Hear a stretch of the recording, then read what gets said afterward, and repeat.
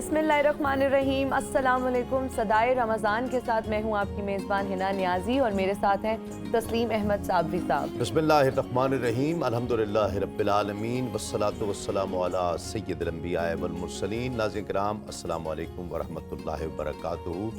28 रमज़ान इफ्तारी की special transmission सदाए रमज़ान आप देख रहे हैं और सुबह देखने वाले और शाम को भी इस प्रोग्राम को फॉलो करने वाले जानते हैं कि आज बहुत ही अहम टॉपिक पर हमारी बात हुई है और उसको मज़ीद इंशाअल्लाह आगे बढ़ाएंगे। हमारे साथ तशरीफ़ फरमा है अल्लामा मुफ्ती मोहम्मद अशफाक मदनी साहब, अस्सलाम वालेकुम, बहुत शुक्रिया। साहिबजादा मोहम्मद अमानत रसूल साहब, अस्सलाम वालेकुम, आपका भी बहुत शुक्रिया। और क़िबला अल्लामा हसन रज़ा बाकिर साहब, अस्सलाम वालेकुम, क़िबला आपका भी बहुत शुक्रिया। नात खानों में हमारे साथ तशरीफ़ फरमा है हाफ़िज़ ज़ीशान इलाही सियालवी साहब और ग़ुलाम फरीद चिश्ती साहब, अस्सलाम वालेकुम, आपका भी बहुत शुक्रिया। कारी ज़फ़र अली सियालवी साहब माशाल्लाह इस प्रोग्राम का मुस्तकिल हिस्सा हैं, मुस्तकिल रौनक हैं। तिलावत कलाम रहमान से प्रोग्राम का बाकायदा आगाज़ करते हैं। औज़ु बिल्लाहि मिनश शैतानिर रजीम।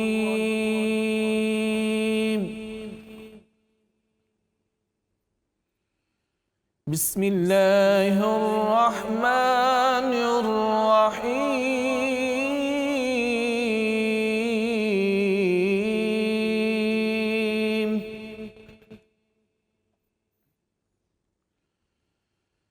या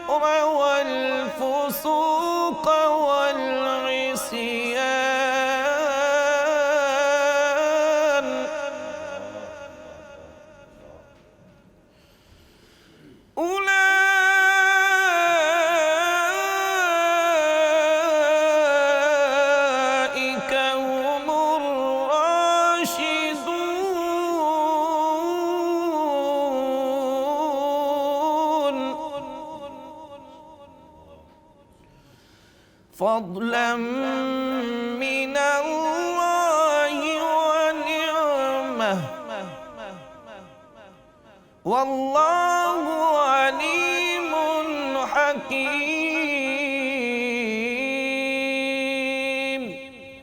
صدق الله العظيم. जज़ाकल्लाह। कारी साहब तिलावत कलाम रहमान की सआदत हासिल कर रहे थे। सूरतुल حجرات کی آیات 3 آیات 6, 7 اور 8 کی تلاوت کا شرف قاری صاحب نے حاصل کیا. ترجمہ: اے ایمان والو، اگر کوئی فاسق تمہارے پاس کوئی خبر لائے تو تحقیق کر لو کہ کہیں کسی قوم کو بے جا ایذا نہ دے. بیٹھو پھر اپنے کیے پر پچھتاتے رہ جاؤ، اور جان لو کہ تم میں اللہ کے رسول ہیں. بہت معاملات میں اگر یہ تمہاری خوشی کریں تو تم ضرور مشقت میں پڑو، لیکن اللہ نے تمہیں ایمان پیارا کر دیا ہے اور اسے تمہارے دلوں میں آراستہ کر دیا، اور کفر اور حکم عدولی اور نافرمانی تمہیں ناگوار کر دی. ایسے ہی لوگ راہ پر ہیں.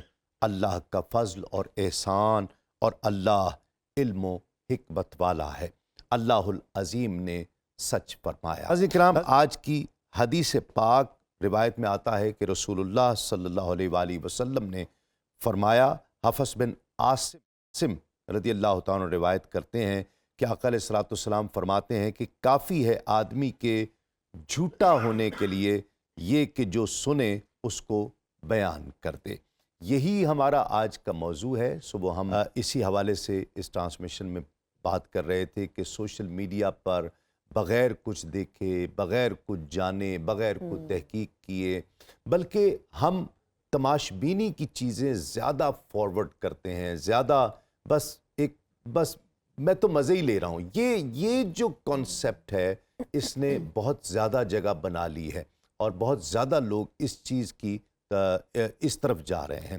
جی، جو ہم صبح بات کر رہے تھے، بالکل وہیں سے ہی کنٹینیو کرتے ہیں.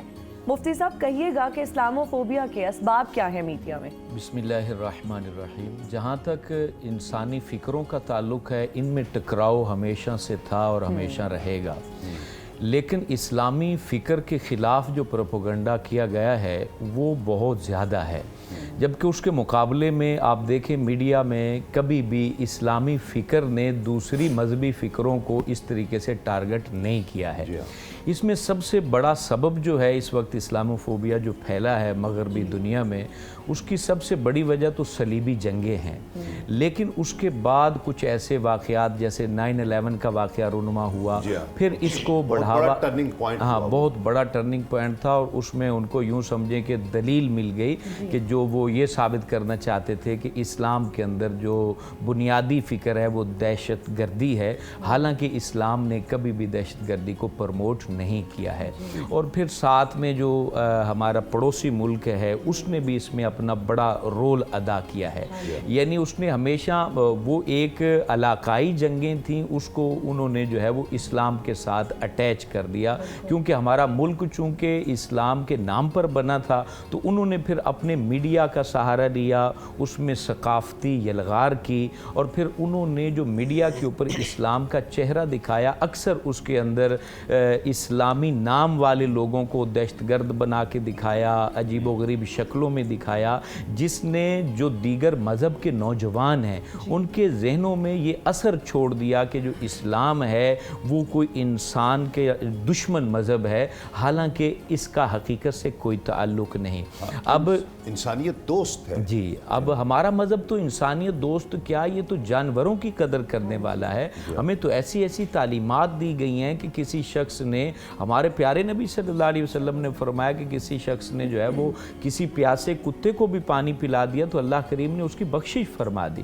آپ نے یہاں تک فرمایا کہ اگر گھر میں جانور پال رکھے ہیں تو ان کو اگر وقت پر چارہ پانی نہیں دو گے تو اس کے بارے میں تم سے اللہ سوال کرے گا. تو جس مذہب کے بانی رسول اکرم صلی اللہ علیہ وسلم اپنے ماننے والوں کو یہ پیغام دے رہے ہیں کہ آپ نے جانوروں کی بھی قدر کرنی ہے اور عزت کرنی ہے، تو وہ کیسے ہو سکتا ہے کہ وہ غیر مذہب لوگوں کو یا دیگر مذاہب کے ساتھ اپنی قوم کو جو ہے نا وہ اتنا ٹکراؤ پر لے جائیں کہ وہ ان کی جانی دشمن بن جائے؟ ایسا نہیں ہے. لیکن چونکہ فاصلہ بہت زیادہ تھا اور پھر ذاتی بینیفٹ جو ہے لوگوں کے کچھ اور تھے، انہوں نے پھر مذہب کے خلاف یہ یلغار کی. پھر ساتھ ساتھ ہمارے بھی کچھ اعمال اور کردار ایسا رہا ہے کہ ہمارے لوگ، لیکن وہ انڈیویجلی سطح پر تو رہے، لیکن ہم اس کو اجتماعی شکل میں نہیں کہہ سکتے کہ کبھی بھی اسلام نے सब ने मिलकर कोई ऐसा काम किया हो जिसकी वजह से उनको सिले में इस्लामोफोबिया की सूरत में एक जंग मुसल्लत उनके ऊपर कर दी। जहाँ इंडिविजुअली तौर पे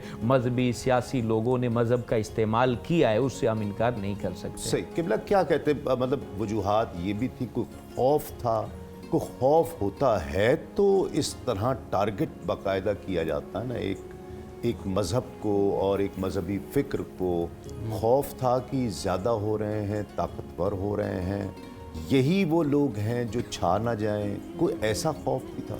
मैं इस पे काफ़ी काम पहले कर चुका हूँ और काफ़ी इस पर मेरे लेक्चर्स हैं और मेरी बड़ी तहरीरें इस पर मौजूद हैं। तो मैंने अपना मुद्दा उसमें बयान ये किया है कि इस्लामोफोबिया बहुत ही मामूली सा लफ्ज़ है जिसमें हम शायद ट्रैप हो गए। अच्छा। क्योंकि ये कोई इतना बड़ा लफ्ज़ नहीं है फोबिया का लफ्ज़। हाँ जी। ये एक नफ्सियाती मर्ज़ होती है। हाँ। असल जो चीज़ है वो है हेट क्राइम। हाँ। दुनिया में जब भी किसी के ख़िलाफ़ मसला उठाया गया है तो वो हेट क्राइम की बुनियाद पर उठाया गया। ठीक है। तो ये जो फोबिया लफ्ज़ है ये तो बहुत ही मामूली सा लफ्ज़ है। यानी कि यूरोप में कह लीजिए या किसी ख़ास फ़िक्र ने, ख़ास सोच ने मुसलमानों के साथ जो रवैया रखा उस रवैये को हेट क्राइम में होना चाहिए, फोबिया में उसको नहीं होना चाहिए। मैं समझ गया। फोबिया तो अच्छी बात। दरगुजर चीज़ होती छोटी है, चीज़ वो है। एक नफ्सियाती मसला होता है। लेकिन जो हमारे यहाँ कई लोगों को है फोबिया होता है, हाँ, बिल्कुल होता है। तो ये फोबिया एक ख़ास किस्म के नफ्सियाती मर्ज़ है और इसको इग्नोर भी किया जाता है, इसको छोड़ दिया जाता है। फोबिया इतना बड़ा मसला नहीं होता।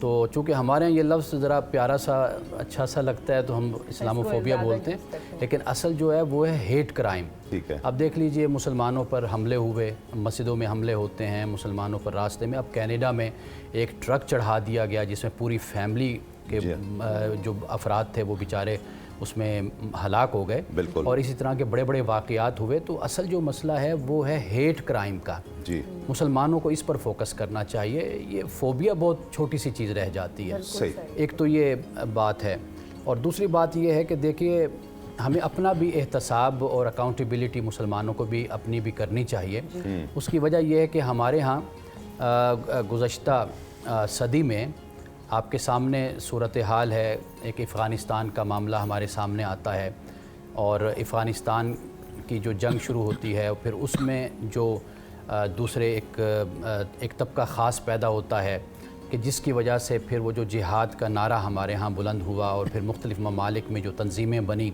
उससे जो मसाइल पैदा हुए। तो मेरा ख़्याल है कि ऐसे लोगों ने हमारे केस को कमज़ोर किया है।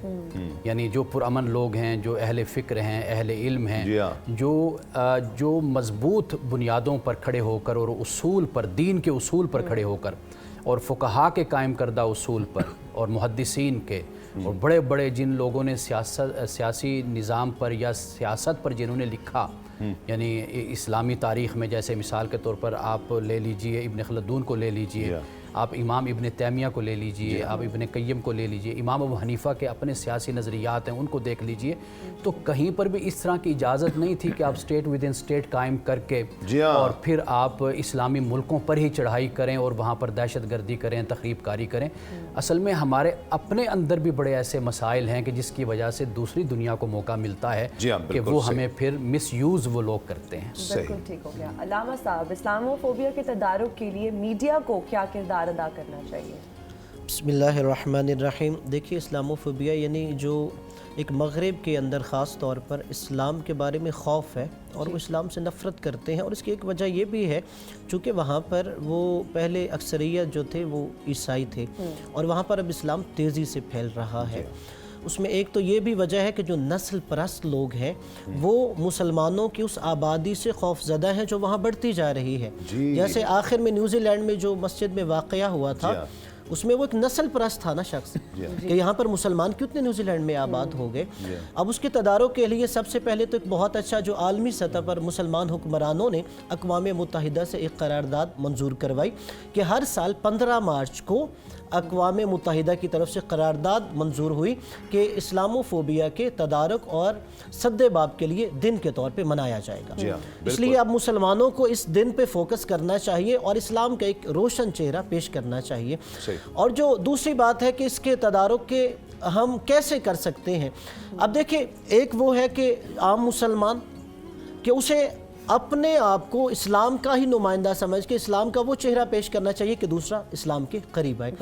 اور اس کے علاوہ کچھ ایسے اسباب ہیں کہ جو میڈیا کے توسط سے ہمیں مثلاً اگر وہ سید الانبیاء کی توہین کر رہے ہیں, قرآن مجید کی توہین ہو رہی ہے, تو اس کے مطلب ہے کہیں نہ کہیں اس معاشرے میں ہمارے مقدسات کی توہین ہو رہی ہے, اور وہ چاہتے ہیں کہ اس کے بدلے میں مسلمان ری ایکشن دکھائے.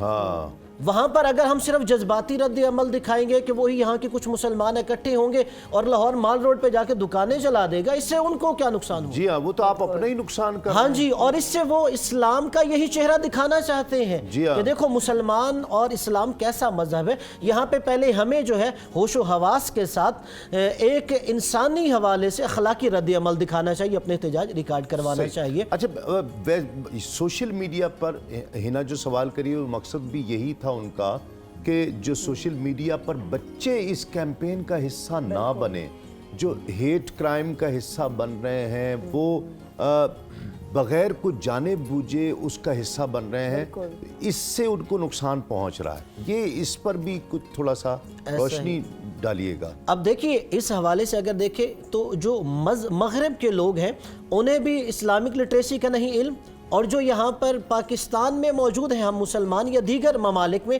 انہیں مغرب کے مزاج کا علم نہیں ہے. اس لیے ہمارا نوجوان جو ہے وہ ہیٹ کرائم کا حصہ بن رہا ہے. پہلے تو یہ ہے کہ ایک دوسرے کی فکر, نظریہ, ان چیزوں سے آشنائی ضروری ہے.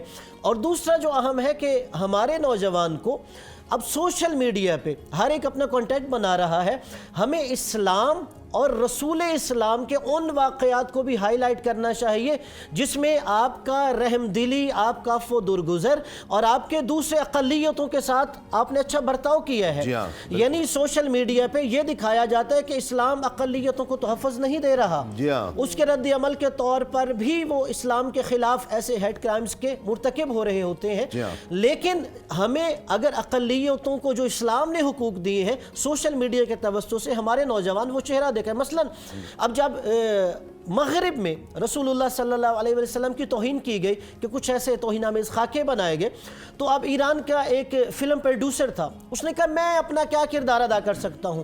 اس نے کہا کہ میں ہالی ووڈ کی ٹیکنالوجی سے ایک فلم بناؤں گا جس میں اسلام کا اور سید الانبیاء کی زندگی کا ایک جو روشن چہرہ, اصلی چہرہ ہے, وہ دنیا کو دکھاؤں گا. امن اور سلامتی جو ہے, جی ایسا ہی ہے. اور دیکھیے جب وہی ان کے سینماز میں وہاں دکھائی جائے گی تو انہیں پتہ چلے گا کہ ہمیں اسلام کا اور چہرہ دکھایا جا رہا ہے, چونکہ اس میں ان کے میڈیا کا بہت بڑا کردار ہے.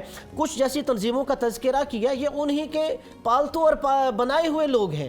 وہ جہاں چاہتے اس ملک میں ان تنظیموں کو لے کے جاتے ہیں, وہاں مسلمانوں کے خلاف خانہ جنگی ہوتی ہے اور وہ تنظیمیں مسلمانوں کے خلاف ہی لڑتی ہیں, اسلامی ممالک میں لڑ رہی ہوتی ہیں. بات چھوٹی سی اگر مجھے اجازت دیں کہ جی جب ہم پورے یورپ کا نام لے لیتے ہیں نا, چونکہ ہم تو آپ بھی جاتے ہیں, میں رہ کر وہاں پر آیا ہوں, تو ایسا نہیں ہوتا لاکھوں میں سے کوئی ایک آدھا ہی بدبخت ہوتا ہے, شر پسند ہوتا ہے. اچھا پھر یہ ہے کہ وہاں کا جو مزاج ہے, وہاں پر اتنی کامنیس اور اتنا پیس ہوتا ہے کہ لوگ اس کو ویسے ہی لفٹ نہیں کراتے, اس شخص کو پوچھتا ہی کوئی نہیں ہے کہ جو اس طرح کی حرکت کرتا ہے.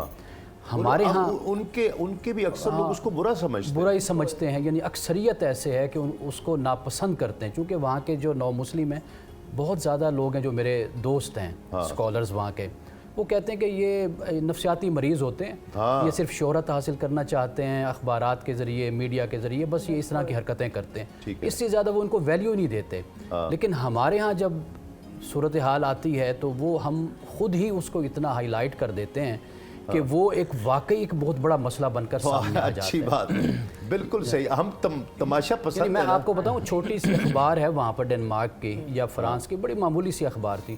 اس اخبار کو اتنا زیادہ مسلمانوں نے اس کے خلاف احتجاج کر کے اس کو اس مقام تک پہنچا دیا جہاں اس کی کاپی 1000 بکا کرتی تھی, اب 10 لاکھ بکتی ہے. اور یہاں پہ ویسے ایک چیز میں ایڈ کرتا ہوں, اب یہاں پر جب 1857 کی جنگ آزادی ہوئی تو یہاں پہ گورنر تھا ایک برٹش ہے, ولیم میور, ٹھیک ہے, تو انسائکلوپیڈیا برٹانیکا اس میں بھی اس کا تذکرہ ہے. اس نے جو برٹش گورنمنٹ کو خط لکھا تھا اگر وہ ہم پڑھیں, اس نے کہا کہ یہ جو آپ نے مسلمانوں پہ فتح پالی ہے یہ وقتی فتح ہے. اگر تم مسلمانوں کو ہرانا چاہتے ہو 3 محاذ پہ کام کرنا ہے. ایک, ان کے جو نبی محمد صلی اللہ علیہ وسلم, ان کی شخصیت کو ان کی نگاہ میں مجروح کرو. دوسرا, محمد صلی اللہ علیہ وسلم کے قرآن پہ کہ اس کی جتنی توہین کر سکتے ہو اور اس کے بارے میں مسلمانوں کو شک و شبہ میں مبتلا کر دو. جی ہاں. اور تیسرا جو ان کے اندر ایک اسلام کے لیے لڑنے مرنے کے جہاد کا جذبہ ہے، اگرچہ اس کی شرائط ہوتی ہیں کہ وہ ان کے اندر سے ختم کر دو. ہیمفرے نے اس کے اعترافات، ہاں جی، ہیمفرے نے اعترافات کیے. تو میں سمجھتا ہوں کہ یہ جو ایسا ٹیری جونز یہ لوگ کرتے ہیں یہ نادانستہ طور پہ نہیں ہوتا، باقاعدہ اس کے پیچھے حکومتوں کی صہیونیت کی پلاننگ ہوتی ہے. ویسے ہم تدارک کیسے کریں گے؟ ہم تو پورا مہینہ اس بات پہ لڑتے رہیں کہ یا رسول اللہ مدد کہنا ہے کہ نہیں کہنا ہے، یا علی مدد کہنا ہے کہ نہیں کہنا ہے، حضرت علی کعبے میں پیدا ہوئے تھے یا نہیں ہوئے تھے. میڈیا کو تو ہم نے پورا مہینہ اسی لیے استعمال کیا ہے مختلف چینلز کے اوپر کہ مقصد ہمیں تو عالمی سطح پر سوچنا چاہیے. لیکن الحمدللہ ہمارے یہاں سنو ٹی وی جو ہے اس نے جن موضوعات کا انتخاب کیا ہے وہ ایک جدا موضوع تھا، اور اگر ہم نے وہ ٹاپکس سلیکٹ کیے بھی ہیں تو ہم نے اس میں تعمیری پیغام تعمیر جو دیگر پاکستانی چینل ہیں اس پر فکر کرنی چاہیے کہ جو لڑائی جھگڑا 3-4 چینل کا تو مجھے کوئی 1-2 کلپ میں نے دیکھے ہیں، تو لڑائی جھگڑے پر ہی اترے ہوئے ہیں. پھر ہم تدارک کیسے کر سکیں گے؟ بالکل صحیح بات. کلام شامل کرتے ہیں. غلام فرید چشتی ہمارے ساتھ تشریف فرمائیں. بسم اللہ.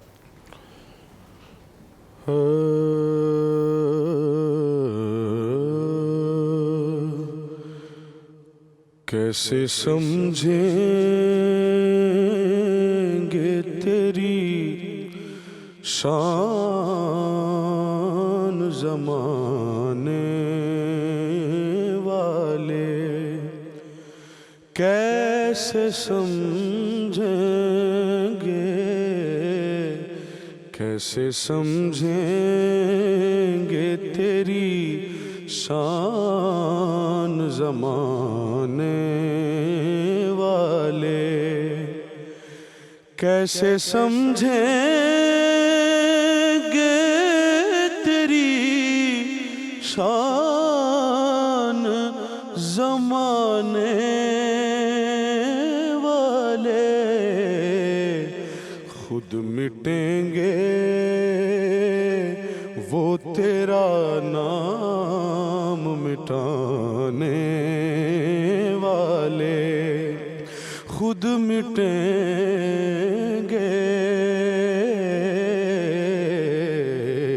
خود مٹیں گے وہ تیرا نام مٹانے والے. یوں جو طیبہ سے میں نکلوں تو کہیں آقا مجھے، یوں جو طیبہ سے میں نکلوں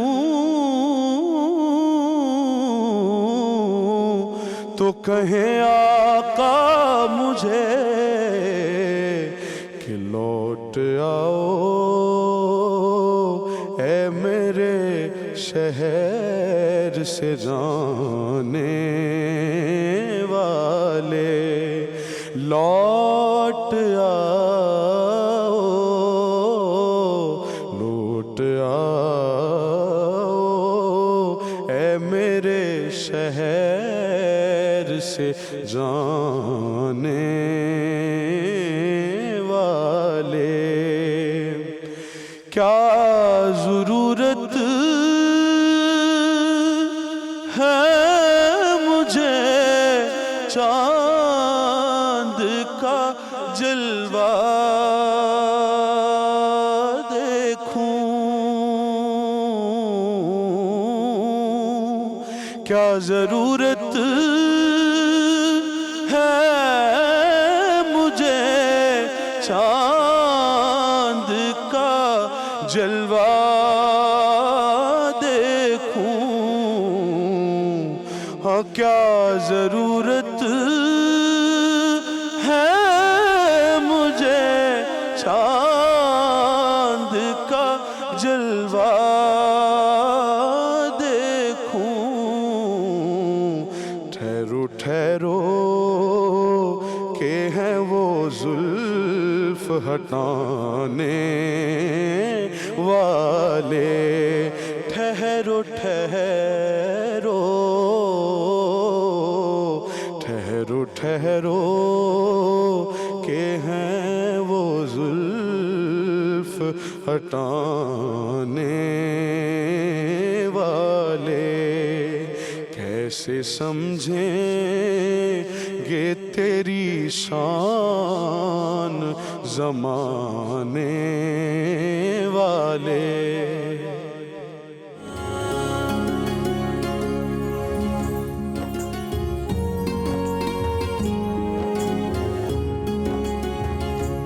और हम हाजिर हैं ब्रेक के बाद। आप देख रहे हैं सदाए रमज़ान और अब वक्त हुआ चाहता है हमारे किचन सेगमेंट का, जहां शेफ़ अनम और माहम हमारे लिए मज़े मज़े के पकवान बना रही हैं। So over to chef Anam and Maham. बिस्मिल्लाहिर्रहमानिर्रहीम, अस्सलामुअलैकुम। मैं हूं आपकी होस्ट माहम जाहिद। सदाए रमज़ान की ट्रांसमिशन जारी है और इफ्तार पकवान के कुकिंग सेगमेंट में हमारे साथ मौजूद हैं वन एंड ओनली शेफ़ हमारी बहुत ही प्यारी सी अनम शेख। उनसे हम मज़ेदार से खाने सीख रहे हैं। मैं तो सीख रही हूँ, होपफुली आप भी सीख रहे होंगे। लेकिन हमेशा की तरह हाथ धोने ज़रूरी हैं खाना पकाने से पहले। तो हाथ धोने ज़रूरी हैं डिटॉल कूल से, क्योंकि डिटॉल कूल रखता है आपको फ्रेश और 99.9% जर्म्स का खात्मा करता है। फ्रेशनेस का एक ही सोल्यूशन है, वो है डिटॉल कूल। और अब हम हो गए हैं फ्रेश और चलते हैं अनम की तरफ। जी अनम, कैसी हैं आप? मैं ठीक ठाक। माहम, आप कैसी हैं? अल्हम्दुलिल्लाह बिल्कुल ठीक है। जी बिल्कुल ठीक। मजा आ रहा है आपको? मजा आ रहा है खाने खा कर आपके, और मैंने सीख भी लिए ऑलमोस्ट तकरीबन। ये सबसे बेस्ट चीज़ है ना? तो सभी सीख चुके होंगे। आज की रेसिपी आज क्या है? जी हम बना रहे हैं, मैंने कहा कि थोड़ा सा चेंज करते हैं। आज हम बनाएंगे चिकन ब्रेड रोल्स। ओके। और ये ब्रेड रोल्स जो हैं, इसकी वो खुशी की बात ये है कि इनको आप कुछ टाइम के लिए जो है अपने फ्रिज में भी रख सकते हैं, लाइक एक वीक के लिए तो आप स्टोर कर सकते हैं। तो हर ये वाली रेसिपीज जो स्टोर कर सकते हैं उनकी बात ही कुछ और होती है। जी बिल्कुल। ठीक है जी। अच्छा जी, इसके लिए सिंपल मैंने ब्रेड के स्लाइसेस लिए और उनके कॉर्नर्स मैंने कट कर लिए हैं। उसके बाद बॉइल्ड चिकन लिया है, उसको मैंने नमक और काली मिर्ची डालकर जो है उसको बॉईल कर लिया है और उसको मैंने उसके बाद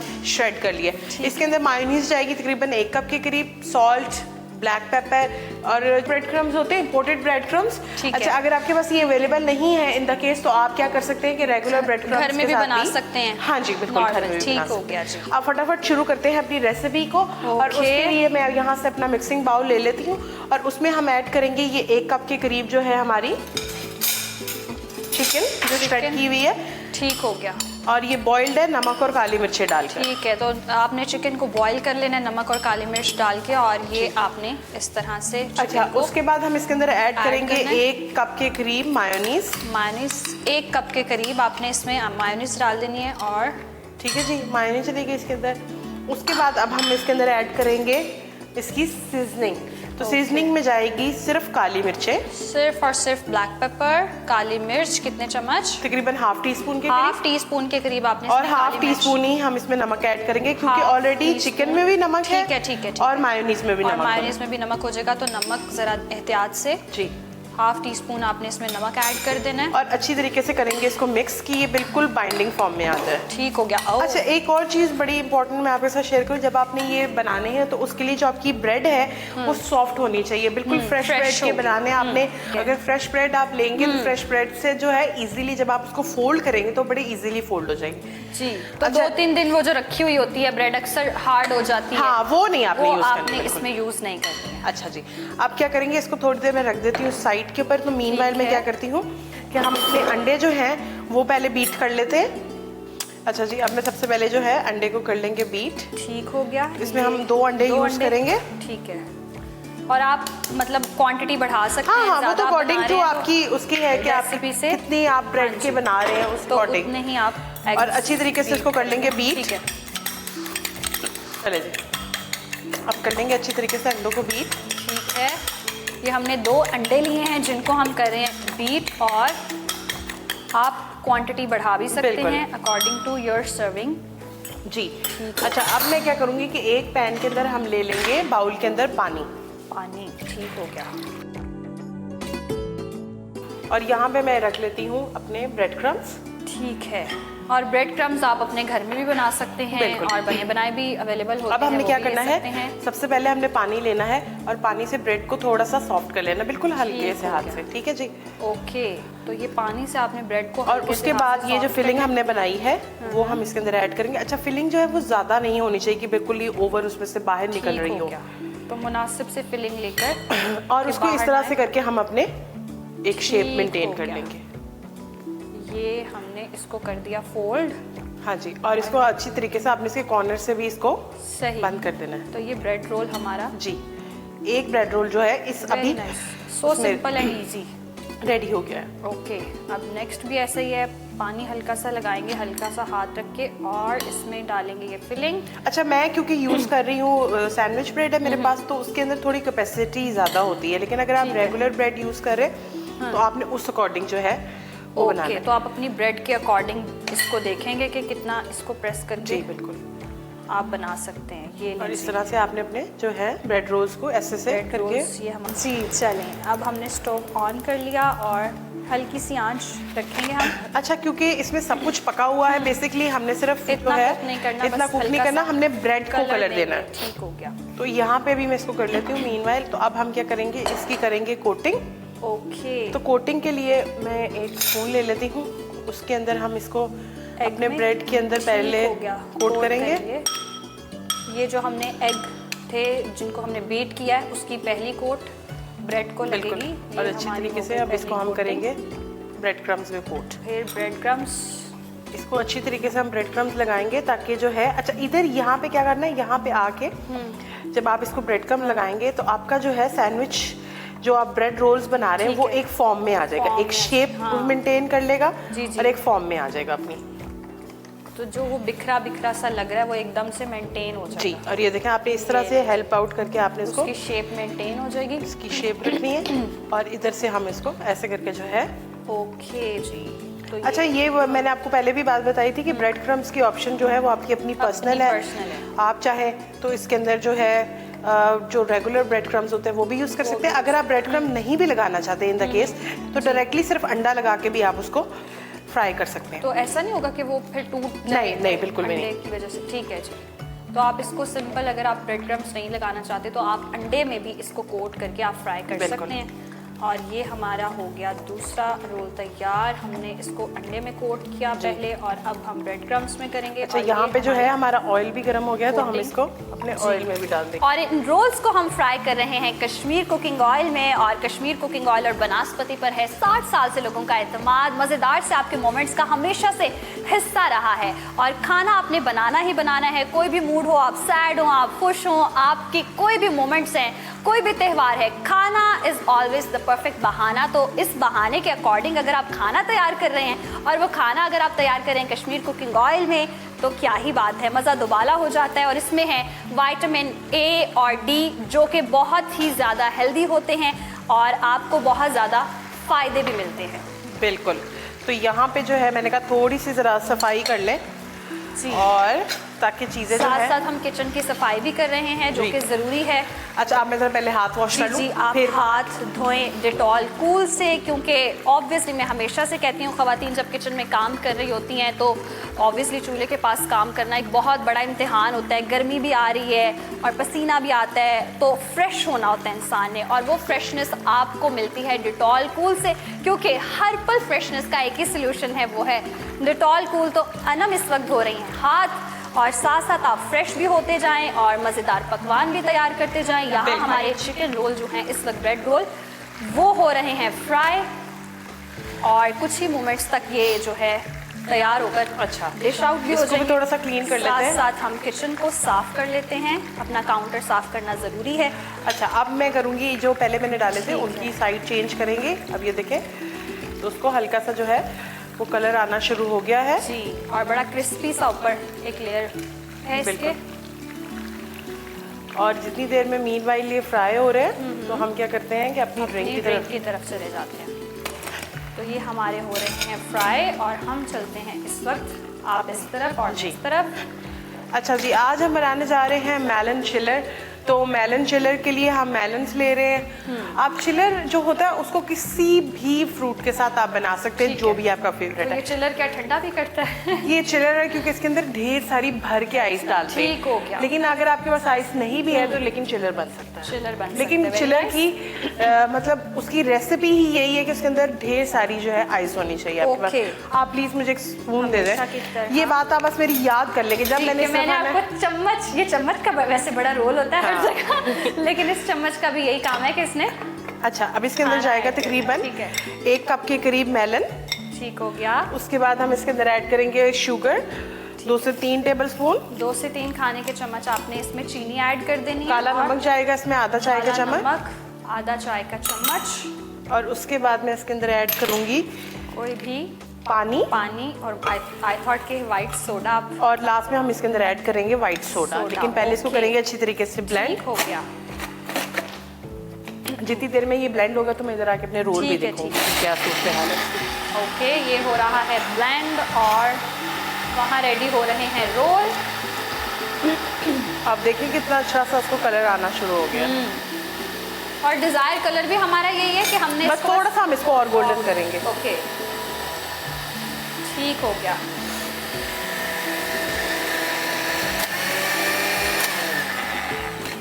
ले जी, हमारा मैंगो चिलर जो है वो रेडी हो गया है। अब मेलन चिलर हमारा रेडी हो मेलन चुका चिलर है। जो है वो रेडी हो चुका है।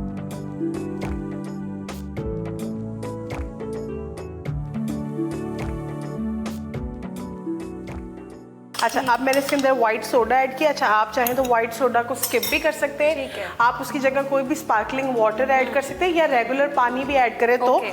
उससे भी चीज़ें जो है बैलेंस हो जाएंगी। सही। जी, तो हमारा जो मेलन चिलर है वो हो ठीक गया है हो रेडी गया। और इसको करते हैं सर्व अपने ग्लासेस में। तो ये लें जी, हमारा मेलन चिलर बहुत ही अमेजिंग सा ड्रिंक इस वक्त रेडी हो गया है।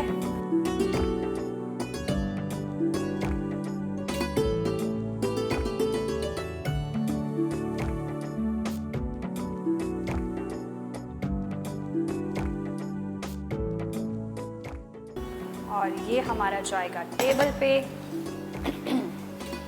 और यहाँ पे जो हमारे हमारे रोल हैं ब्रेड रोल्स हैं वो भी हो गए वो हैं भी रेडी। रेडी हो इसको चुके करते हैं हैं और हम कितनी पहले। झटपट सी रेसिपी है। देखें, इजीली आप इसको बनाकर सर्व कर सकते हैं झटपट सी बिल्कुल।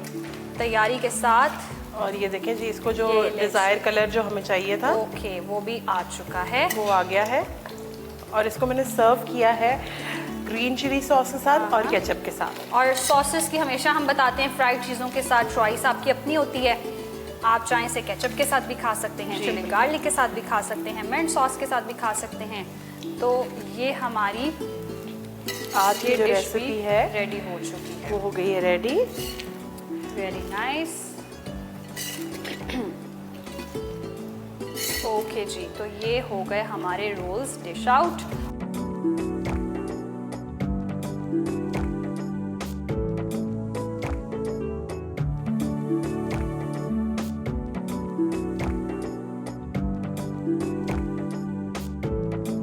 और बहुत ही खूबसूरत सा प्लेटर। अगेन मैं कहूँगी कलर कॉम्बिनेशन का बहुत ज़्यादा ख्याल रखना ज़रूरी है जब आप खाना सर्व करें हो, क्योंकि हमेशा खाना दिखेगा अच्छा तो खाने में भी ज़्यादा मज़ा आएगा। बिल्कुल। तो आज की जो हमारी रेसिपी थी वो थे चिकन ब्रेड रोल्स, वो हो गए रेडी। उसके साथ मैंने सर्व किया है मेलन चिलर।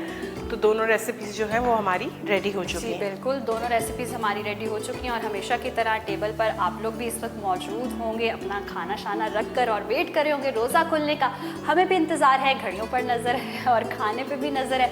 तो आज के लिए इतना ही। कल फिर मुलाकात होगी एक मज़ेदार नई रेसिपी के साथ। अभी हम चलते हैं हाथ धोने, क्योंकि टेबल पर जाने से पहले खाने के आपने हाथ ज़रूर धोने हैं, क्योंकि आप फ्रेश होना बहुत ज़रूरी और फ्रेशनेस का एक ही सोल्यूशन है, वो है डिटॉल कूल। तो फ्रेश होती हूँ मैं। इसी के साथ ही मुझे दीजिए इजाज़त। अल्लाह हाफ़िज़।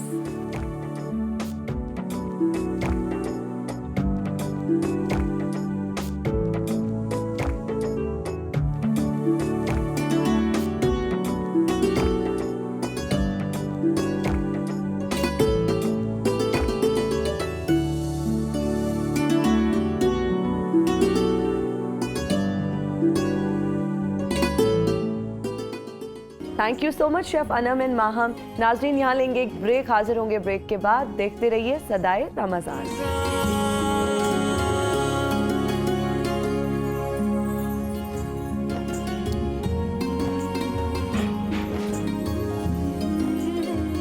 नाज़रीन किराम, खुश आमदीद, खैर मकदम है आपका एक मरतबा फिर सदाए रमज़ान की इफ्तार ट्रांसमिशन में. और कलाम शामिल करते हैं. हमारे साथ तशरीफ़ फरमा हैं हाफिज़ ज़ीशान इलाही सियालवी साहब, जो नजराना अक़ीदत पेश करते हैं की सआदत हासिल कर रहे हैं. याद रहे कि आज हम सोशल मीडिया और सोशल मीडिया पर जो इस्लाम की तरवीज है किस तरह से हो रही है, किस तरह से उसको बेहतर किया जा सकता है, हम अपने रवैयों को किस तरह बेहतर कर सकते हैं, इस पर डिस्कस कर रहे हैं. इंशाअल्लाह इसके बाद करते हैं. जी बिस्मिल्लाह.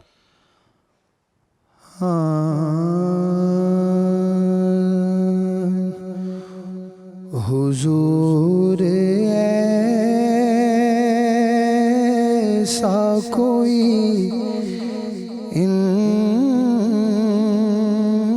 इंतज़ाम हो जाए, हुजूर ऐसा कोई इंतज़ाम हो जाए, हुजूर ऐसा कोई इंतज़ाम हो जाए, सलाम के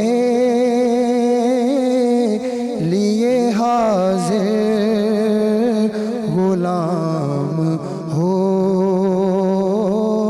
जाए, सलाम के लिए हाज़िर गुलाम हो जाए. मैं सिर्फ देख लूं एक बार सुबह तैबा को, मैं सिर्फ देख लूं एक बार सुबह तैबा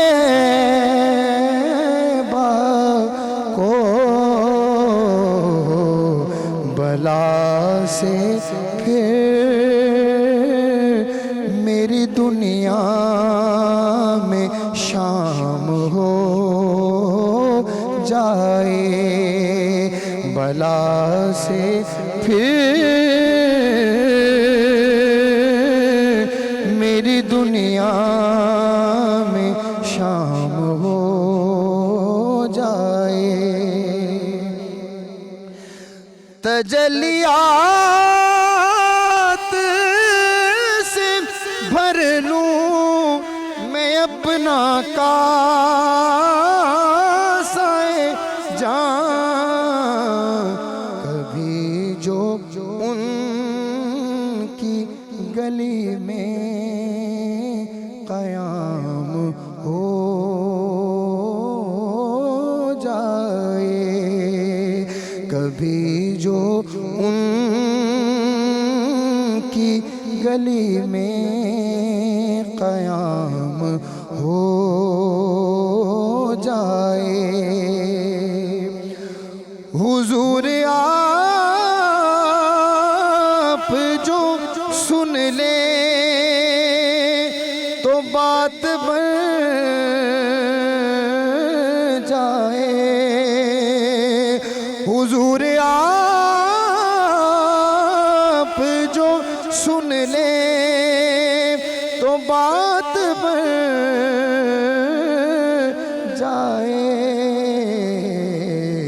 हुजूर आप जो कह दें तो काम हो जाए, مزہ تو جب ہے فرشتے یہ قبر میں کہہ دیں مزہ تو جب ہے فرشتے یہ قبر میں کہہ دیں سبیح مدحت خیر الانام ہو جائے سلام کے لیے حاضر غلام ہو جائے.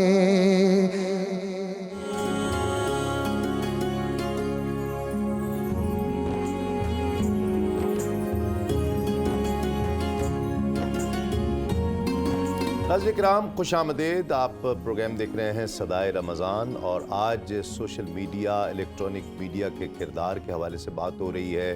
جہاں بہت سے پازیٹیوز ہیں وہاں بہت سارے نیگیٹیوز بھی صبح کی گفتگو میں بھی اور اس وقت بھی سامنے آئے ہیں. اس کو کس طرح سے بہتر کیا جا سکتا ہے اور جو تماش بینی اور جو تماش پسندی ہے اس کو کس طرح سے میں چاہتا ہوں آپ تب اس کی رہنمائی فرمائیں کہ کس طرح سے اس کو ختم کیا جا سکتا ہے. بھلے کوئی ایک بے سرا گا رہا ہے وہی ملینز میں دیکھ رہی قوم تماشے پسند ہو گئے نا ہم. کسی نے غلط انگلش بول دی ہے تو وہ اتنی مشہور ہو گئی. بالکل کیا وجہ ہو گئی؟ دیکھیں جب ترجیحات کے اندر کوئی ترقی یا کوئی بلندی مقصود نہ ہو تو پھر قومیں ان کاموں میں پڑ جاتی ہیں. ٹھیک ہے. اور پھر یہ چیز ہمارے رہنماؤں سے شروع ہوتی ہیں. وہ مذہبی رہنما بھی ہو سکتے ہیں سیاسی بھی ہو سکتے ہیں. جب وہ کچھ بڑا نہیں کریں گے اور وہ بھی اپنے تماشوں میں لگے رہیں گے اور تماشا دنیا کو میڈیا پر دکھائیں گے تو پھر ان کے فالوور وہ کیسے کوئی بڑا کام کر سکتے ہیں؟ وہ بھی انہی کاموں میں ہی پڑیں گے. ہمیں سب سے پہلے اپنی فکر کو عالمی سطح کے مطالعے کی طرف لانا چاہیے.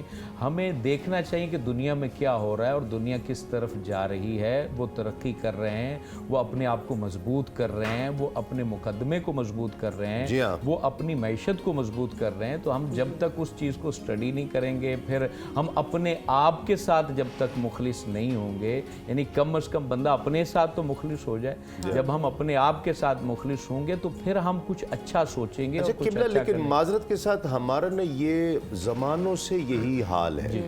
زمانوں سے ہی ہم لوگ نان سیریسنس ہمارے ہاں ہمارے اکابرین نے میتھمیٹکس ہو گیا یا طب علم طب ہے یا دیگر بہت ساری چیزوں میں یہ ہمارے بڑوں نے کام کر رکھے ہیں.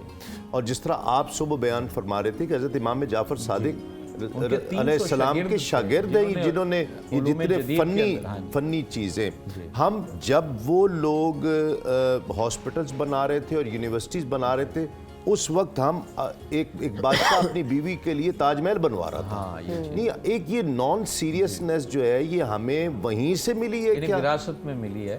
اب معاملہ یہ بھی ہے کہ مقصد وہ لوگ بھی تماشا پسند ہیں لیکن وہ ایک حد تک ہیں. وہ انٹرٹین اپنے آپ کو کرتے ہیں لیکن اس کے لیے انہوں نے اپنا وقت رکھا ہوا ہے. ہم نے صبح و شام جو ہمارے ہاتھ میں یہ موبائل فون تشریف فرما ہوتا ہے اس میں ہمارا ایک ہی کام ہوتا ہے جو جتنی بیکار چیز ہوتی ہے اس کو شیئر کرنا ہم نے فرض سمجھ رکھا ہے. ہنس کے اس پہ اور پھر اس میں جو کومنٹس کے اندر بستر لگا کے بیٹھ جاتے ہیں وہ بھی پڑھتے ہیں اور اپنا جو ہے نا وہ کھانا پانی اناج وہیں رکھا ہوتا ہے اور لگے ہوتے ہیں کہ اب ہم نے 3 گھنٹے اٹھنا نہیں ہے اور فتح پا کے ہی جانا ہے. یہ چیزیں واقعی ہمیں وراثت میں لگتا ہے کہ ملی ہیں اور ہمیں اس سے جان چھڑانی. قبلہ کیا کہتے ہیں آپ نے تو اس پر بڑا کام کیا ہے. بہت نوجوانوں سے بچوں سے ملتے ہیں اداروں میں جاتے ہیں. کیا دیکھیے جو بنیادی بات ہے نا بڑی کمپلیکیشنز ہیں یعنی بڑی پیچیدگیاں ہیں ہمارے معاشرے میں سماج میں. اس کی وجہ یہ ہے کہ ہر چیز ایک دوسرے کے ساتھ لنک کرتی ہے ایک دوسرے کے ساتھ اٹیچ ہوتی ہے. مثال کے طور پر نوجوان ہیں تو آپ دیکھ لیجئے نوجوانوں کی سرگرمیاں ریاستی سطح پر ان کو کیا مہیا کیا جاتا ہے اداروں کی طرف سے کیا مہیا کیا جاتا ہے سوسائٹیز کی طرف سے کیا مہیا کیا جاتا ہے. اب یہ بہت اچھی سی ایک سرگرمی ہے کہ جو آپ کو کوئی نہ گراؤنڈ کی ضرورت ہے ना पार्क की ज़रूरत है, ना कोई आपको जिम की ज़रूरत है इसमें, आपके पास एक मोबाइल है, नहीं कोई मेहनत करनी ना पड़े। मेहनत की ज़रूरत है। यानी वो एक हाथ जितना, उससे भी अब छोटा मोबाइल होता है, वो आप लेके बैठे रहे, कई कई घंटे आपके गुजर जाते हैं।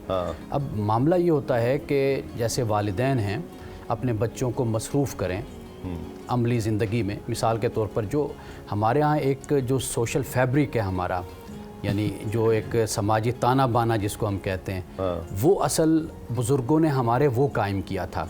यानी चचा है, मामू है, फूफा है, खालू है, ये बड़ा भाई, ये छोटा भाई, ये बहन है, बहन के घर जाना है, अब ईद के दिन आ गए हैं तो बहन को जाके गिफ्ट करके आना है, कुछ तोहफ़ा देकर आना है, एक दूसरे से मिलना जुलना है, महल्ले के अंदर वो प्लेटों में डालकर अफ्तारी के टाइम कोई पकोड़े समोसे पहुंचाने। मतलब ये कि ये एक सोशल लाइफ होती थी ना। तो इससे जो है ये नौजवान इन चीज़ों से फिर जो गैर अखलाकी और मुखर्रब अखलाक जो एक्टिविटीज़ होती हैं फिर उससे नौजवान बचते हैं। हमारे यहाँ ये हो गया कि हमने ये सारी जो अपनी सरगर्मियाँ जो सोशल सतह और समाजी सतह की थी, इनको हमने बिल्कुल ही तरक कर दिया, छोड़ दिया। बिल्कुल हम अपने आप को मॉडर्नाइज ये समझते हैं कि मॉडर्न ये होता है कि इंसान बिल्कुल अपने हमसायों से कट ऑफ और अपने घर में रहे और अपनी गाड़ियों में फिरे और सीधा गैरेज में आकर पार्क करके अपना घर के अंदर दाखिल हो जाए। तो ये जो तर्ज़ ज़िंदगी हमने इख्तियार की है, यूरोप ने इसकी बहुत बड़ी कीमत अदा की है।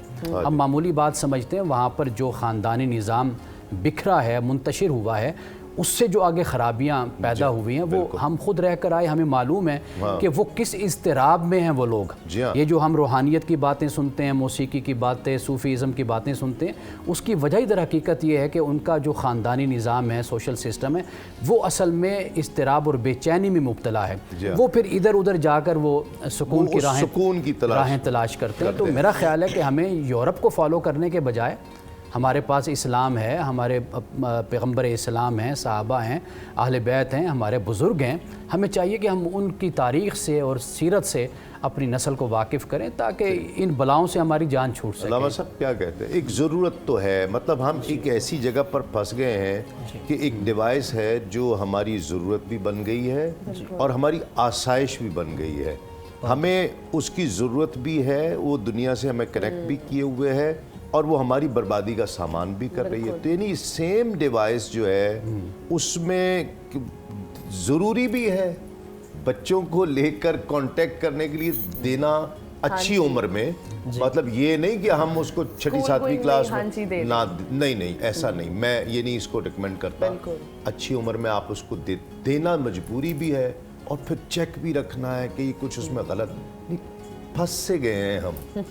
देखिए पहले तो मैं इस हवाले से एक मुस्बत चीज़ ये बयान करूँगा कि आज के जो बासलाहियत काबिल नौजवान हैं उन्हें एक प्लेटफॉर्म मिल गया है, वो अपनी सलाहियतें दिखा सकते हैं। ठीक है। पहले अगर कोई मसलन नात खां अच्छा था या कोई अच्छा पेंटर था या कोई कैलीग्राफी करने वाला था, उसको तो प्लेटफॉर्म ही नहीं मिलता था।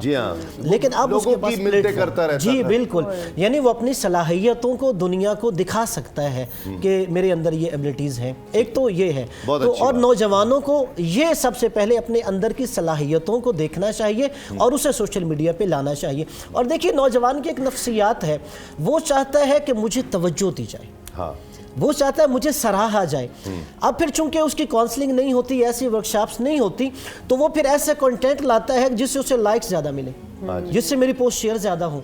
जब वो समझता है कि मुझे इस मनफी तरीके से शायद सराहा जाएगा, इस तरह लाइक्स ज़्यादा होंगे, शेयर ज़्यादा होंगे, तो शायद इसलिए वो मनफी चीज़ की तरफ चले जाता है। लेकिन अगर हुकूमती सतह पर या हम खुद अपने महल्ले में मुआशरती तौर पर इस तरह नौजवानों की तरबियत करें कि उन्हें कैसे सोशल मीडिया का इस्तेमाल करना चाहिए और अपनी सलाहियतों को सामने लाना चाहिए, तो ये नौजवान जो है इसे बेहतर तौर पर इस्तेमाल कर सकते हैं। सही, यकीनन। और अब हम उसवे सहाबा की तरफ बढ़ते हैं आज, और उलमाए किराम से भी इस हवाले से हम रहनुमाई लेंगे। उसवे सहाबा में आज हम एक बहुत मशहूर सहाबी का तज़किरा कर रहे हैं कि एक निस्बत से उनका नाम बच्चा बच्चा जानता है। उनका नाम है हज़रत अरकम बिन अरकम रज़ियल्लाहु तआला अन्हु। हज़रत अरकम बहुत, अगर एज ए सहाबी आप उनसे वाकिफ़ नहीं तो उनकी जो निस्बत है ना दारे अरकम, उससे बच्चा बच्चा वाकिफ़ है। तो ये कौन थे जिनके नाम पर दारे अरकम है, तो दारे अरकम पर भी हम बात करेंगे।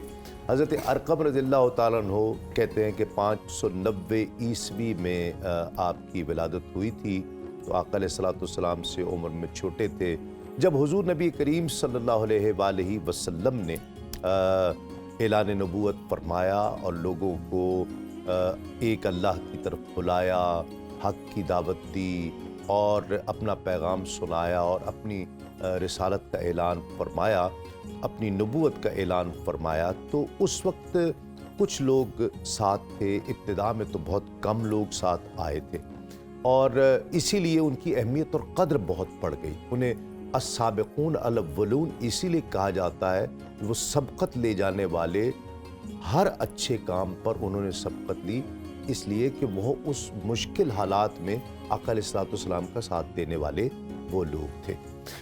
تو بہت مشکلات اور کفار مکہ، قریش، ابو جہل اینڈ کمپنی جو تھی نا، یہ چاہتی تھی کہ ان کو ایک اندر سے ایک خوف بھی لگا ہوا تھا کہ ان کا پیغام ایسا نہ ہو کہ یہ پھیل جائے، لوگ مسلمان ہو جائیں، ہماری مخالفت شروع ہو جائے۔ تو وہ شروع میں تو بہت تھوڑی مخالفت سے شروع ہوئے، آہستہ آہستہ اس کی شدت بڑھتی چلی گئی، جان کے دشمن تک ہو گئے۔ تو حضرت ارقم رضی اللہ تعالیٰ عنہ جو تھے، یہ یوں سمجھ لیجئے کہ کچھ 10ویں 12ویں 13ویں نمبر پر اسلام قبول کرنے والے تھے، یعنی السابقون الاولون میں سے تھے جب پریشانیاں، چیلنجز بہت زیادہ تھیں اس وقت۔ اور خاص طور پر چونکہ ایک مکے کے رئیس تھے، ایک شخص، ان کی اولاد تھے حضرت ارقم، تو اس لیے زیادہ ابو جہل اینڈ کمپنی کو اس چیز کا دکھ اور غم بھی تھا کہ ایسا کیوں ہوا ہے۔ اور انہی کا گھر دار ارقم وہ اسلام کا سب سے پہلا مرکز بنا، جہاں پر آقا علیہ الصلوۃ والسلام تشریف فرما ہوئے۔ حضرت ارقم آقا علیہ الصلوۃ والسلام کو اور صحابہ کرام کو اپنے گھر لے گئے کہ یہاں پر تشریف لے آئیے، یہاں آپ حفاظت میں ہوں گے، ہم آپ کے ساتھ کھڑے ہیں، یہ میرا گھر۔ اور پھر وہاں چونکہ قبائل کا اور جو بڑے رئیس تھے ان کا نا احترام کیا جاتا تھا، اس لیے کہ ان کے خلاف بات نہیں کی جا سکتی، ان کے خلاف ہاتھ نہیں اٹھایا جا سکتا، انہیں کچھ کہا نہیں جا سکتا، ورنہ وہ پورا قبیلہ مخالف ہو جاتا تھا۔ تو یہ ان چیزوں کی وجہ سے دار ارقم میں گئے۔ حضرت عمر فاروق رضی اللہ تعالیٰ عنہ یہیں اسلام لائے تھے، اسلام قبول کیا تھا۔ یہ وہ دار ارقم تھا کہ جو اسلام کا پہلا مرکز تھا، یہیں پر اسلام کی باتیں ہوتی تھیں، لوگوں کو دعوت دی جاتی تھی، چیلنجز کا سامنا کس طرح سے کرنا ہے اس کی پلاننگ کی جاتی تھی، یعنی یہ دار ارقم وہ مرکز بنا تھا۔ پھر حضرت ارقم رضی اللہ تعالیٰ عنہ ہجرت کرنے والوں میں بھی شامل تھے، آقا علیہ الصلوۃ والسلام کے ساتھ مدینہ المنورہ ہجرت فرمائی۔ پھر آپ نے تمام غزوات میں تقریباً شرکت فرمائی ہے، بدر میں، احد میں، خندق میں، ہر جگہ حضرت ارقم ساتھ رہے۔ ایک دن تیار ہو کر، زہد و تقوی والے تھے، بہت کیفیت والی شخصیت تھے حضرت ارقم، تو اور بہت ذوق اور شوق، عبادت کا بڑا ذوق اور شوق رکھنے والے تھے۔ تو ایک مرتبہ بہت تیار ہو کر تیاری کر کے کچھ سامان وغیرہ باندھ کر تو آقا علیہ الصلوۃ والسلام کے پاس آئے کہ یا رسول اللہ مجھے اجازت دیجئے، میں بیت المقدس جانا چاہتا ہوں۔ تو آقا علیہ الصلوۃ والسلام نے فرمایا کہ کچھ تجارت کے لیے جانا چاہ رہے ہو یا ویسے جانا چاہ رہے ہو؟ تو حضرت ارقم عرض کرتے ہیں کہ یا رسول اللہ بس مجھے شوق ہے کہ میں بیت المقدس کو دیکھوں، کہ جو بہت نبیوں سے منسوب ہے اور ہمارا قبلہ اول بھی ہے، اس کو دیکھوں اور اس میں کوئی 2 نفل پڑھوں، یہ مجھے شوق ہے۔ تو آقا علیہ الصلوۃ والسلام نے انہیں مسجد نبوی کی فضیلت بتائی کہ یہاں پر اتنا اجر، منع نہیں کیا۔ آقا علیہ الصلوۃ والسلام نے مسجد نبوی کی فضیلت بتائی کہ اس میں نماز پڑھنے کی کیا فضیلت ہے، بیت المقدس سے بھی زیادہ ہے۔ تو حضرت ارقم چونکہ مزاج رسول سے واقف تھے، سمجھ گئے کہ آقا علیہ الصلوۃ والسلام نہیں چاہ رہے کہ میں بیت المقدس جاؤں، تو عرض کی کہ یا رسول اللہ بس آپ نے فرما دیا ہے تو میں اب یہی مسجد نبوی میں 2 نفل پڑھوں گا آپ کے حکم کی تعمیل کے طور پر۔ یعنی ایسا ذوق اور شوق رکھنے والی شخصیت تھے۔ دار ارقم کے حوالے سے ہم علماء سے رہنمائی چاہیں گے کہ اس مرکز کی اہمیت کیا تھی، جو حضرت ارقم سے منسوب ہے، لیکن آپ کی پھر سن 53 ہجری میں روایات میں آتا ہے کہ آپ کا وصال ہوا، اور آپ کی یہ وصیت تھی کہ حضرت سعد بن ابی وقاص رضی اللہ تعالیٰ عنہ جو عشرہ مبشرہ میں سے ہیں وہ آپ کی کا نماز جنازہ پڑھائیں۔ تو روایات میں آتا ہے کہ وہ مدینہ المنورہ سے کچھ تھوڑا سا دور تھے، مقام عقیق پر، وہاں سے آتے ہوئے کچھ وقت ہو گیا۔ اس وقت گورنر مدینہ کا مروان تھا، تو اس نے اس چیز پر اعتراض بھی کیا کہ ایک جنازے کو اتنی دیر رکھا ہے تو میں پڑھا دیتا ہوں، تو وہ آگے بڑھا، تو حضرت ارقم کے بیٹے عبید اللہ بن ارقم رضی اللہ تعالیٰ عنہ انہوں نے اس پر سختی سے منع کیا کہ نہیں، ایسا نہیں ہو سکتا، ہم اپنے والد کی وصیت پر عمل کریں گے، اور کچھ ہی دیر میں حضرت سعد بن ابی وقاص رضی اللہ تعالیٰ عنہ پہ تشریف لے آئے تھے، پھر انہوں نے نماز جنازہ پڑھایا۔ یہ بہت عظیم شخصیت، بہت عظیم شخصیت، اور بچہ دار ارقم سے واقف ہے کہ یہ اسلام کا پہلا مرکز تھا۔ جی اس کا انتخاب اصل میں دو وجہ سے حضور علیہ السلام نے فرمایا۔ پہلی وجہ تو یہ تھی کہ حضور علیہ السلام کی عادت مبارکہ رہی ہے کہ آپ تربیت پر بڑا فوکس کرتے تھے، جو بھی دین میں آتا تو اس کی تربیت کرنا ضروری ہوتی تھی۔ پھر آپ نے اصحاب صفا کا چبوترا جو مشہور ہے، وہاں بھی تربیت کے سلسلے لائے، تو پہلی تربیت گاہ اور پہلی علم گاہ جو ہے وہ حضرت ارقم کا گھر ہے۔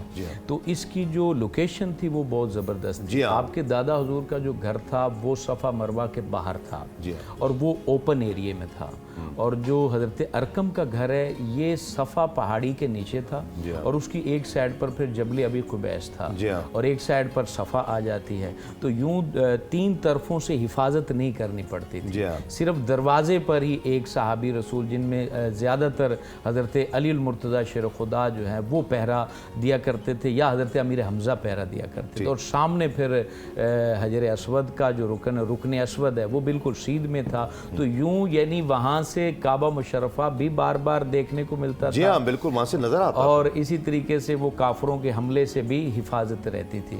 جی قبلہ جی، یہ واقعی جیسے آپ نے بھی بیان کیا کہ دار ارقم اسلام کا پہلا مرکز، رسول اللہ صلی اللہ علیہ وسلم نے اس کا آخر انتخاب فرمایا حکمت کے تحت۔ ہوتا یہ تھا کہ صحابہ کرام رضوان اللہ تعالیٰ علیہ مجمعین خود تو تعلیم حاصل کرتے تھے، لیکن جو ان کے ہم عمر تھے، دوست تھے، تعلق رکھنے والے اور کاروبار تجارت میں شامل تھے، ان کو بھی تبلیغ کر کے دعوت دے کر اور ان کو آپ کہہ لیجئے کہ ان کو اس طرف راغب کر کے لے آیا کرتے تھے دار ارقم میں۔ پھر وہاں پر یہ ہے کہ تلاوت ہوتی، ان کو سکھایا جاتا، بتایا جاتا، اور پھر یہ ہے کہ یہ وہ جگہ تھی کہ جب جبریل رسول اللہ صلی اللہ علیہ وسلم پہ وحی لے کر آتے تھے تو پھر صحابہ میں ایک یہ خبر پھیلتی تھی کہ بھئی وحی آ گئی ہے، تو وہ پھر جو صحابہ منتشر ہوتے تھے پھر وہ سارے اکٹھے ہو کر رسول اللہ صلی اللہ علیہ وسلم درس لینے کے لیے رسول اللہ صلی اللہ علیہ وسلم کی خدمت میں وہ حاضر ہو جاتے تھے۔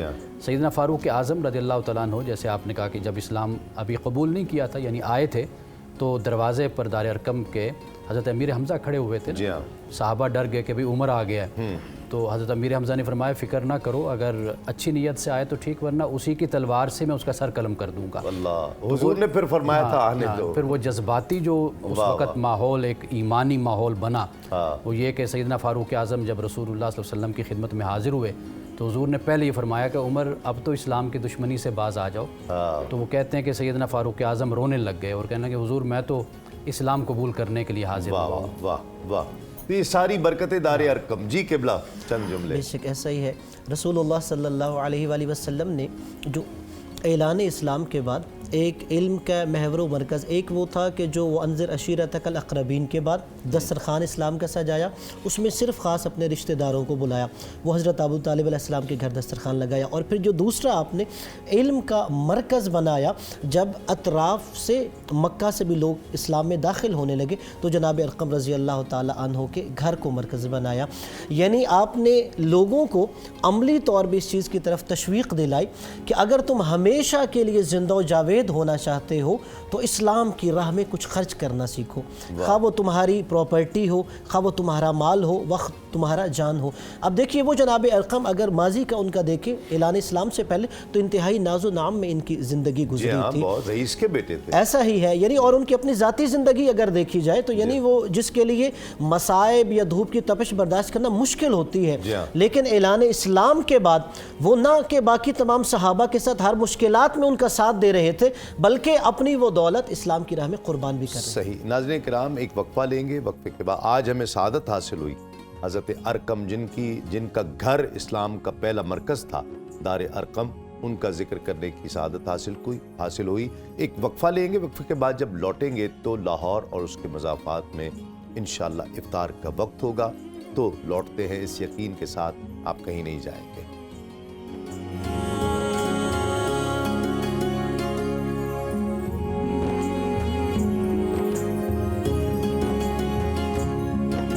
ناظرین کرام خوش آمدید، آپ پروگرام دیکھ رہے ہیں صدائے رمضان، اور افطار کے بعد ہمارا مقابلے کا سیگمنٹ ہے جو مقابلہ نعت پیش کر رہا ہے سنو نیوز اس مرتبہ۔ اس میں شریک نعت خواں احسن رضا نقشبندی صاحب لاہور سے آج ہمارے ساتھ ہیں۔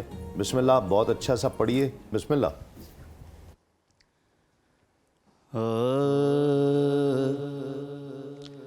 میں کے بے وقتوں بے مایا ہوں، میں کے بے وقتوں بے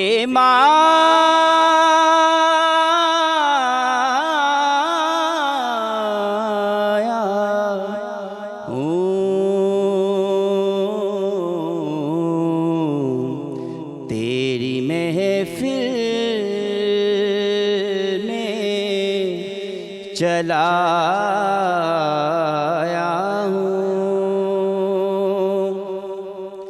یہ کہیں حامی ایمان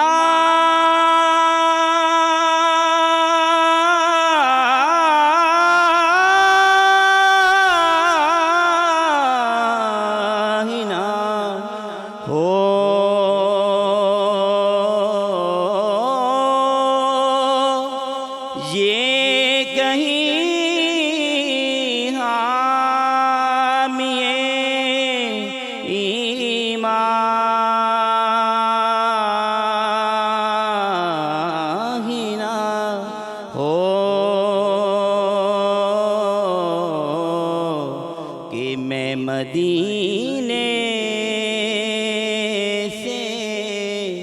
پلٹ آیا ہوں، میں مدینے سے پلٹ آیا ہوں، میں کہ بے وقتوں بے مایا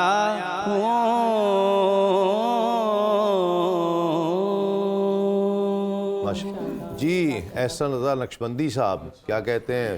ماشاءاللہ بہت اچھی آواز ہے آپ کی احسن صاحب۔ آپ نے جب شروع کیا ہے تو آپ نے پڑھا ہے کہ میں کے بے وقتوں، یہ اصل میں ہے میں کے میں نہیں ہے یہ، ٹھیک ہے۔ پھر آپ نے پڑھا ہے کہ یہ کہیں حامی ایمان ہی نہ ہو، تو یہ خے ہے خامی ایمان ہی نہ ہو۔ اوورال آپ نے بہت اچھا پڑھا۔ میں نے جی سیالوی صاحب، یہ دو تین غلطیاں تھیں تلفظ کی، وہ غلام فرید بھائی نے جو ہے وہ اس کو پرومیننٹ کر دیا ہے، اور باقی آواز بہت اچھی ہے، مزید آپ محنت کریں بہت اچھی ہو جائیں گی ماشاءاللہ۔ جی ماشاءاللہ، سلامت رہیے جی، اللہ تعالیٰ برکتیں عطا فرمائے۔ ناظرین کرام، اور میں علماء کرام کا بہت شکر گزار ہوں، مفتی محمد اشفاق مدنی صاحب، صاحبزادہ امانت رسول صاحب، علامہ حسن رضا باقر صاحب، آپ کا تینوں احباب کا، سیالوی صاحب، چشتی صاحب، آپ کا بہت شکریہ۔ ناظرین کرام، کل آپ سے افطار سحر کے پروگرام میں ایک مرتبہ پھر ملاقات ہوگی، تب تک کے لیے ہنا نیازی اور تسلیم احمد صابری کو اجازت دیجیے۔ السلام علیکم، تسلیمات۔